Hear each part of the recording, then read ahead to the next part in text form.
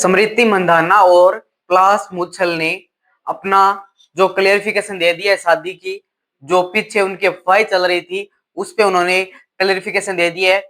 दोनों ने अपने सोशल मीडिया अकाउंट पर बात को स्पष्टीकरण कर दिया है कि वो ये रिश्ता यहीं समाप्त करना चाहते हैं और इसमें वो अपनी जो बातें हैं वो उन्होंने दोनों ने बोल दी है। स्मृति मंदाना ने कह दिया है कि मैं अपने दोनों परिवार को आप किसी बात पे मत राखिए और मैं यहाँ से मेरी जर्नी वापस टीम इंडिया पर स्टार्ट करना चाहती हूँ। मैं वापस पे मैच पे ध्यान देना चाहती हूँ और क्लास मुचल ने भी कह दिया है कि मैं मेरा यहीं पे भी अपना जो काम उन्होंने सोशल मीडिया पे बोल दिया है। और दूसरी बात उन्होंने यह भी स्पष्टीकरण कर दिया है, क्योंकि आपको पता होगा कि पिछले दिनों 23 नवंबर को क्लास मुच्छल और स्मृति मंदाना की शादी होने वाली थी। उस शादी के बीच में उनके पिताजी को हार्ट अटैक का दौरा आता है और वो शादी पोस्टपोन कर दी जाती है। उसी समय बाद में कुछ अफवाहें बाजार में और चली थी। उन अफवाहों को जो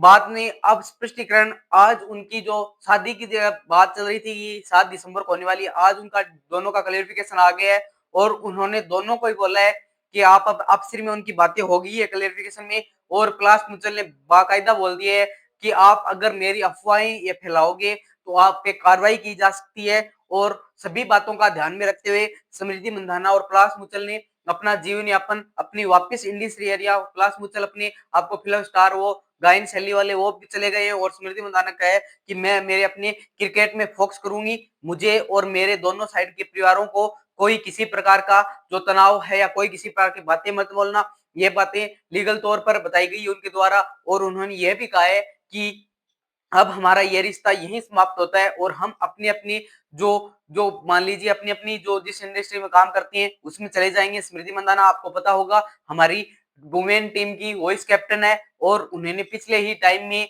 अपना जो आपने देखा होगा कि उन्होंने वर्ल्ड कप जीता है, वुमेन्स वर्ल्ड कप।